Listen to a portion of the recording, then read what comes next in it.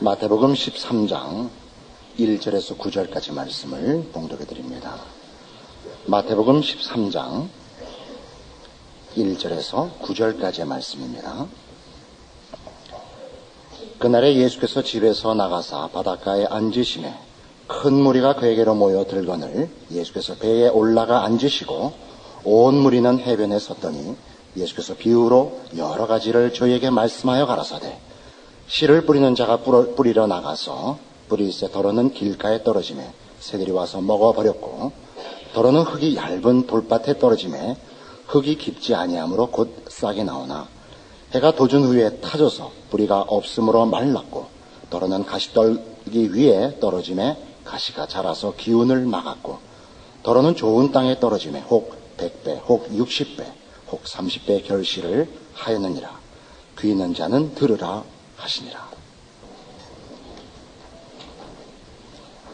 이 마태복음 13장은 성경에서 비유가 제일 많이 기록된 장입니다. 그리고 그 비유들은 다 천국에 관한 내용들입니다. 근데 이 비유들은 천국의 비유이면서도 천국이 어떤 곳이냐 그런 가장 우리의 그 관심을 기울일 만한 그런 내용에 대해서는 설명이 없고 조금 다른 시각을 가지고 이 천국 비유가 또는 그 내용이 소개되고 있습니다. 그게 뭐냐 하면 지금 이 13장은 앞에 있었던 11장, 12장과 아직도 분위기와 내용을 연결하고 있는 시각에서 천국을 소개하고 있다 이겁니다.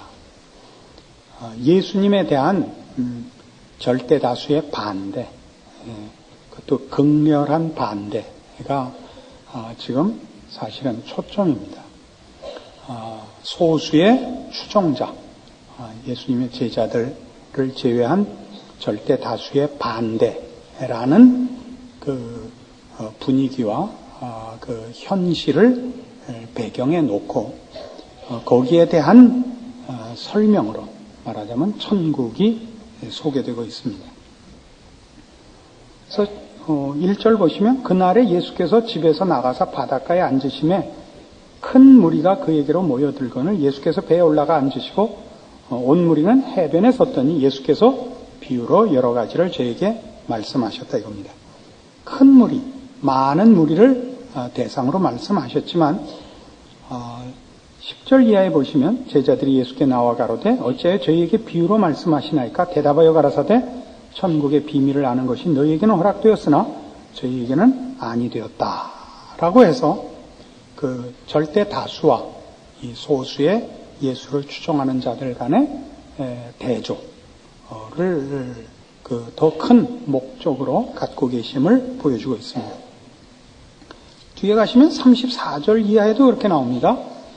예수께서 이 모든 것을 무리에게 비유로 말씀하시고 비유가 아니면 아무것도 말씀하시지 아니하셨으니 이는 선지자로 말씀하신 바 내가 입을 열어 비유로 말하고 창세부터 감추인 것들을 드러내리라 함을 이루려 하심이니라. 이에 예수께서 무리를 떠나서 집에 들어가시니 제자들이 나와 가로되 밭의 가라지의 비유를 우리에게 설명하여 주옵소서 이렇게 나옵니다.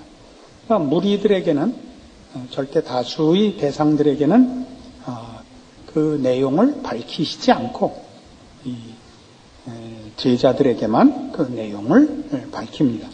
그 앞에 본 바와 같이 11절에 다시 오셔서 천국의 비밀을 아는 것이 너희에게는 허락되었으나 저에게는 아니 되었다. 무릇 있는 자는 받아 넉넉하게 되되 무릇 없는 자는 그 있는 것도 빼앗기리라. 이렇게 비교되고 있습니다. 그래서 이 마태복음 13장에 나오는 천국 비유들을 보시면 그 초점이 천국이 어떤 곳이냐 이런 것이 이런 쪽에 내용이 없고 앞에 예수 그리스도를 반대하는 자와 추종하는 자와 같이 여기도 그 두 구별을 초점으로 놓고 있는 것을 봅니다.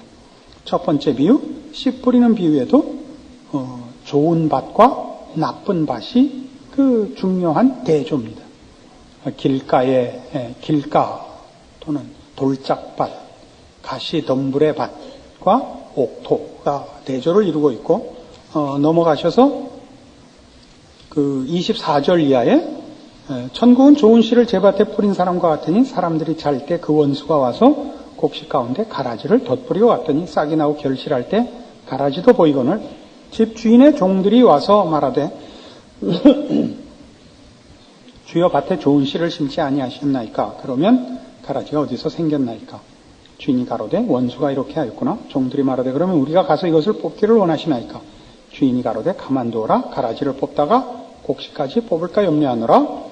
둘 다 추수 때까지 함께 자라게 두어라. 추수 때 내가 추수꾼들에게 말하기를 가라지는 먼저 거두어 불사르게 단으로 묶고 곡식은 모아 내 곡간에 넣으리라 하리라. 알곡과 가라지를 대조하고 있습니다. 47절에는 또 천국은 마치 바다에 치고 각종 물고기를 모으는 그물과 같으니 그물에 가득하면 물가로 끌어내고 앉아서 좋은 것은 그릇에 담고 못된 것은 내어버리느니라. 좋은 고기와 나쁜 고기를 대조시키고 있습니다. 예수 그리스도를 영접하는 자와 또 예수 그리스도를 외면하고 반대하는 자, 이것이 말하자면 11장에서부터 시작된 계속되는 주제입니다.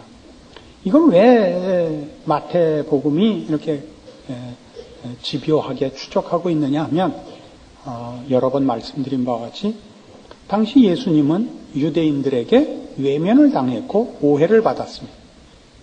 예수 그리스도는 메시아로 오셨지만 이스라엘 백성들은 믿지 않았습니다. 그래서 마태가 이 복음서를 쓰면서 초점을 가지는 것은 예수가 누구신가 하는 것이라 그랬습니다. 그리고 예수가 왜 메시아인가를 설명하는 것입니다. 유대인들은 예수님이 정복자일 것을 알았습니다. 힘을 갖고 오시는 해방자로 기대를 했고 예수님은 저들의 기대와 달리 십자가를 지러 오신 하나님의 어린 양이었습니다. 왜 그렇게 오셔야만 됐는가 하는 것을 지금 쓰고 있는 것이죠. 예수님은 메시아가 맞는데 메시아가 왜 힘으로 오지 않았는가, 권세로 오시지 않았는가, 그 얘기를 쓰고 있죠. 그래서 이 13장 내에 나오는 그 천국의 복음, 천국에 관한 비밀을 보면 그 비유 속에 예수님이 누구신가 하는 설명이 들어 있습니다. 예수님은 심판자십니다. 아까 본 알곡과 가라지의 비유의 끝이 그렇습니다. 둘 다 추수 때까지 함께 자라게 둬라. 추수 때 내가 추수꾼들에게 말하기를 가라지는 먼저 거두어 불사르게 단으로 묶고 곡식은 모아 내 곡간에 넣으리라 하리라. 예수님이 심판자입니다. 47절 이하도 아까 좋은 고기 나쁜 고기도 세상 끝에도 이러하리라. 천사들이 와서 의인 중에서 악인을 갈라내어 풀무불에 던져 넣으리니 거기서 울며 이를 갈미 있으리라. 예수님이 심판자입니다.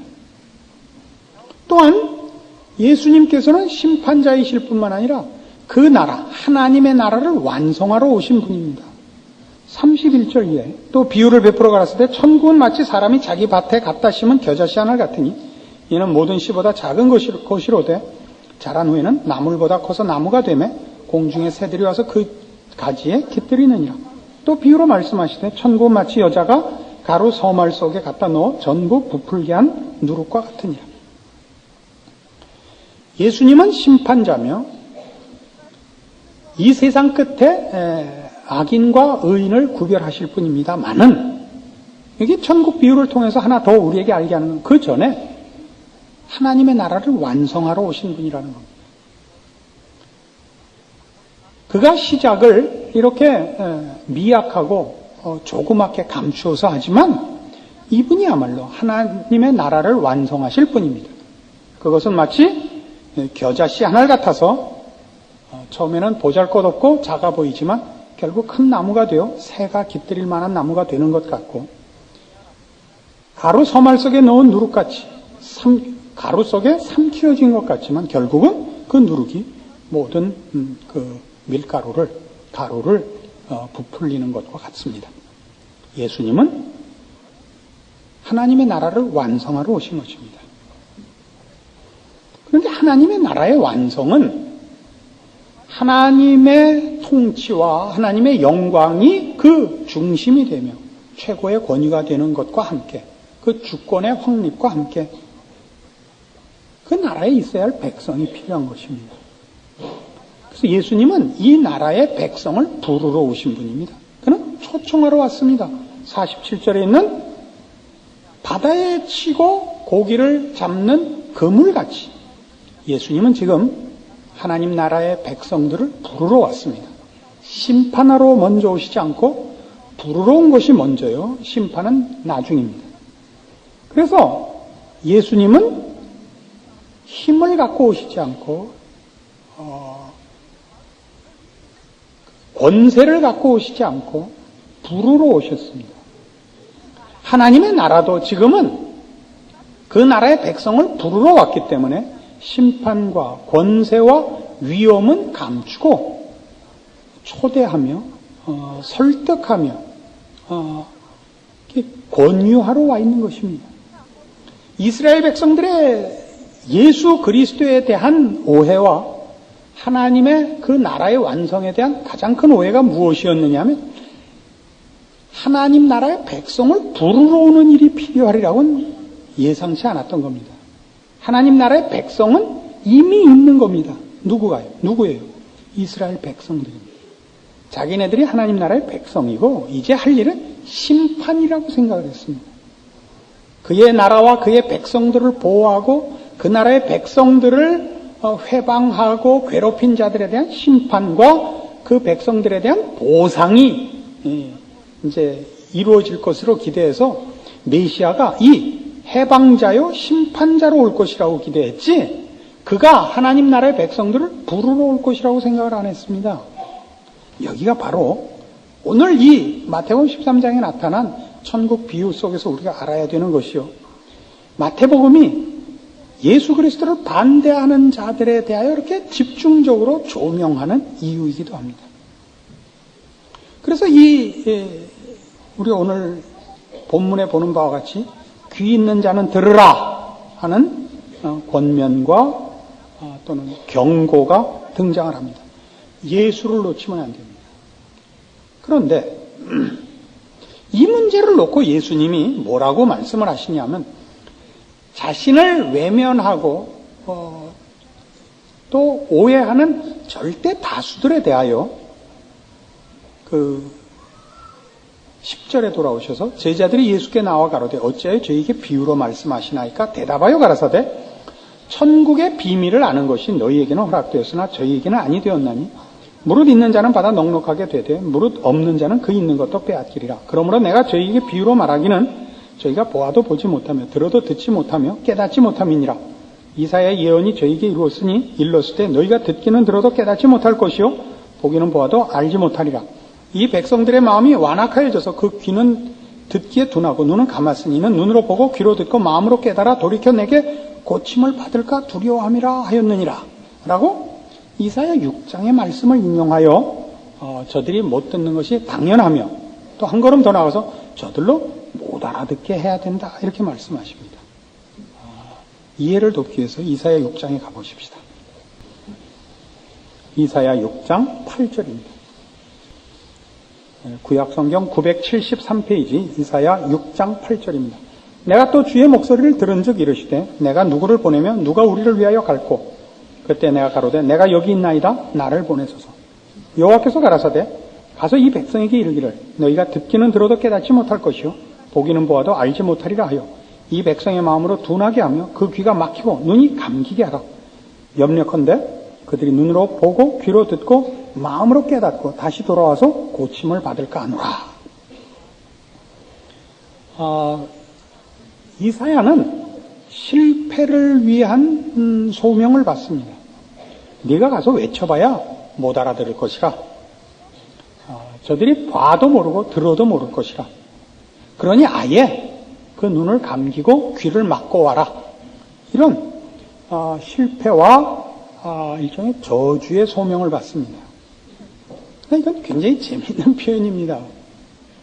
여러분은 성경을 보시면 이것이 무슨 물론 좋은 말씀이 있는 책이라 이렇게들 생각하십니다. 금과 옥조라 그러죠. 교훈과 금언들과 사람 사는 데 필요한 모든 진리들이 기록된 걸 것이라 이렇게 생각합니다. 그 말씀은 틀리지 않습니다만은 성경 기록을 보는 데 있어서 여러분이 꼭 기억해야 할 것은 하나님이 우리에게 그 진리의 말씀과 생명의 말씀과 교훈의 말씀을 하실 때 인격을 동원하고 있다 하는 사실을 알아야 됩니다. 그 인격 속에는 말하자면 이 성경의 내용이 사실과 필요를 말할 뿐만 아니라 거기에 감정이 배어 있다는 걸 아셔야 됩니다.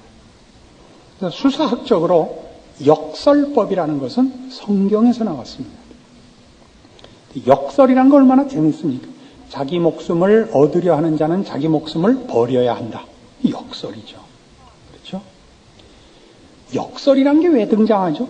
강조하고 싶어서 그런 겁니다. 강조하고 싶어서. 반어법도 강조죠. 반어법. 우리 강조할 때 쓰는 표현들이 이런 거 있잖아요. 야, 네가 1등을 해? 내 손에 장을 지신다. 이게 무슨 뜻이에요? 물론 장담하는 겁니다. 너 같은 게 뭐 하겠나. 그러나 우리가 자식한테 그 말을 쓸 땐 그렇게 간단한 얘기가 아닙니다. 자식이 밤낮 56명 중에 50등 하고 오는데 그 6명은 지난번에 얘기했죠. 셋은 운동선수고 셋은 취직한 학생들이었다고. 야, 20등 안에 한번 들어봐라 했더니 한다는 소리야. 이번에 1등 할게. 네가 1등을 해? 내 손에 장을 지진다. 그 속에는 나 장 지져도 좋으니까 너 한번 1등 해봐라가 숨어 있는 겁니다. 누가 자기 자식이 그렇게 열심을 내고 한번 해보겠다는데 아주 기를 쓰고 그럴 리가 없다. 해서는 안 된다. 이렇게 반대를 하겠습니까?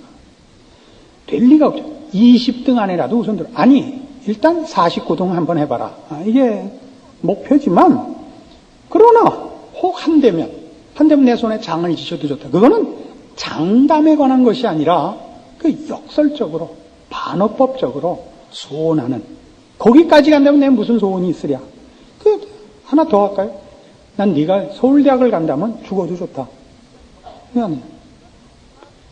아니 자식 서울대학 가서 기뻐하려고 키운 건데 서울대학 갔더니 목매달아 죽으면 그 말이 안 되죠. 그러면 자식이 서울대학 못 가죠. 그런 표현을 그게 무슨 표현인지 아는 거 아니에요. 그래서 저 집은 왜 부부가 다 애들을 남겨놓고 자살을 했는가? 그 소원하던 서울대학을 들어가서 자살을 했노라. 이렇게는 아닌 거예요. 말이라는 건 그런 게 아니에요. 말이란 인격이 하는 말이란 말이에요. 인격이 쓰는 표현이라고요. 그게 감정이 있다니까요. 감정이 있다. 그러니까 하나님께서 이사야 보고 누가 이 백성을 위하여 갈 거라 할 때 절 보내주십시오. 여러분. 이 백성을 향하여 은혜를 베풀며 복을 베풀기 위하여 그의 종을 부른 건데 그 종보 너 가서 얘기해봤자 못 알아듣는다. 그냥 아예 가서 샤타 내리고 와라. 눈 감기고 귀 막고 와라. 이게 무슨 뜻이에요? 우리가 우리 자식을 키우다가 속상함을 무자식이 상팔자지. 무자식. 저게 내 원수야. 저게 김일성은 죽었는데 저건 왜 안 죽어? 그게 안타까움의 표현이지 정말 죽으라는 얘기 아니라고요. 안 그렇습니까? 하나님이 그렇게 말씀하시는 거예요. 이 하나님이 만든 하나님의 백성들이 말을 못 알아들어요. 하나님이 누군지를 몰라요. 관심이 없어요. 야, 저 새끼들 가서 다 죽여라. 그거예요. 죽이라는 얘기 안 해요. 죽이라는 얘기는. 이사야 보고 가서 눈 감기고 귀 막고 오래요. 좋아요. 지금 예수님이 그 말씀을 인용하세요. 지금. 이 말씀을 이용해서 저들은 못 알아듣는다. 저들이 못 알아듣게 내가 눈 감기고 귀 막았다. 무슨 얘기예요?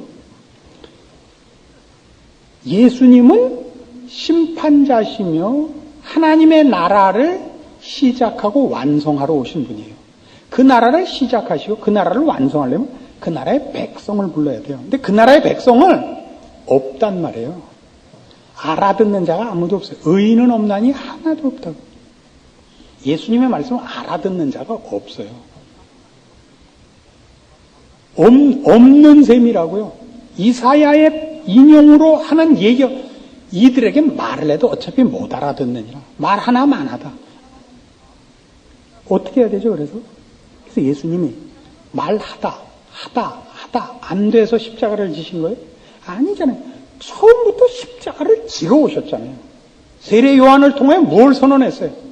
세상 죄를 지어가는 하나님의 어린 양을 보라. 처음부터 죽으러 오신 거예요. 말로 하다 안 돼서 최후의 방법을 쓰신 게 아니라 처음부터 죽으러 오셨다고요. 왜 죽어야 돼? 다른 방법이 없어서. 다른 방법이 없어서. 그 얘기죠. 지금 마태가 하고 싶은 얘기. 예수님이 너희들 왜 못 알아듣냐? 너희는 왜 나 반대하느냐? 그 중에 소수라도 알아들은 자가 있다. 이걸 비교하려는 게 아니라 절대 다수가 못 알아들었다. 절대 다수가 그를 반대했다. 모두가 예수가 누군지 몰랐다. 우리는 그가 왜 죽는지 몰랐다. 우리 때문에 죽는지 몰랐다. 이사야 53장의 예언이라고요. 우리는 그가 자기 죄 때문에 죽는 줄 알았다고요. 우리를 위하여 죽는 줄 몰랐다고요. 예수님 이거 알고 오셨어요? 이거 위해 오셨어요? 예수님의 죽음에 대해서 그 죽음을 반대하고 주를 위해 내가 목숨까지 바쳐 지킬 테니까 죽지 마십시오 그랬던 베드로가 뭐라고 욕먹었다고요? 사단아, 내 뒤로 물러가라. 너는 나를 넘어지게 하는 자로다. 네가 하나님의 일은 생각지 아니하고 사람의 일을 생각하는도다. 라고 꾸짖은 이가 예수님이에요. 그래서 여기 표현된 이런 표현들은 다 저들이 알아먹을까봐 말을 못했다가 아니라 해도 모른다예요. 해도 모른다. 제자들은 그때 알았죠. 제자들은 어떻게 알았죠? 말하자면 저들에게는 예수 그리스도로 말미암는 구원이 이미 이루어져 있었기 때문입니다. 이것이 모두에게 이제 일어날 것입니다. 그걸 위하여 예수님이 십자가에 달리신 것입니다. 자, 그래서 이 일이 뭐 이렇게 중요하냐? 이래서 중요합니다. 예수님을 반대한 유대인들은 왜 예수님을 반대해야 할 수밖에 없었다고요? 저들은 예수님이 뭘 위해서 오셔야 된다고 생각했다고요? 메시아가 왜 와야 된다고? 보상을 하러 와야 된다고 생각했다고요. 저들을 구원하러 와야 된다고 생각지 않았다니까요. 여러분은 예수를 믿어놓고 무슨 보상을 요구하세요? 나 예수 믿었습니다. 그래서 여러분도 대부분의 성도들의 오해는 나 예수 믿어줬습니다. 보상해 주십시오라니까요. 그래서 감사가 없고 기쁨이 없어요. 늘 불만이에요. 여호와는 나의 목자신데 난 왜 이렇게 부족한 게 많을까요? 응? 그죠? 여러분 모두가 그게 불만이에요. 내가 예수 믿어주고 있는데 뭐 하나님 해준 게 뭐 있어요? 아니죠. 우린 다 양 같아서 각기 제 길로 갔고 우린 여기 나오는 예수를 추종한 그 소수에 끼어있지 않았어요. 우리는 절대 다수에 끼어있었습니다. 대부분의 성도들이 나 예수 믿었습니다. 선택했습니다. 지가 뭘 해줬다고 생각을 한다니까요. 그니 남다르게 뭐 해줘야 되잖아요. 그가 나오는 거죠. 우리 자식들이 그 말하죠. 자식들이 부모가 자식에게 뭘 해주는지를 몰라요. 부모가 자식에게 먹이고 입히고 뿐만 아니라 자식을 사람답게 키우고 있다는 걸 몰라요. 그래서 사람답게 훌륭하게 만들려고 공부 잘하면 뭐 사주고 너 공부 잘해 뭐든지 해줄게. 에? 그랬더니 그게 무슨 큰 행세, 그 유세죠, 유세. 그 불만이 생기고 나 공부해주고 나 말 잘 들어줬더니 1억이에요 라고 나와요. 그래서요 한 달에 한 번은 날 잡아갖고 패야 돼요. 우리 애들이 한 번은 우리가 말 잘 듣고 공부 잘해줬더니 뭘 몰라 그러더라고요. 그래서 내가 금방 반박을 했어요. 좋아, 나도 술 먹고 와서 행패를 한번 부리마 이 왼수들아. 이것들이 아버지가 착하게 사니까 아주 우습게 알아. 우리 애들이 항복했어요. 우리 꼭 그렇게 예수를 믿어요. 나 예수 믿어줬잖아요. 이게 말이 된다고 생각하세요? 이게? 우리의 신앙에 감격이 없는 이유가 여기라고요. 우리는 하나님이 누군지도 몰랐고 우리가 누군지를 몰랐어요. 우리의 운명과 현실을 몰랐다고요. 우리가 아직 죄인 되었을 때 그리스도께서 우리를 위해 죽는 거예요.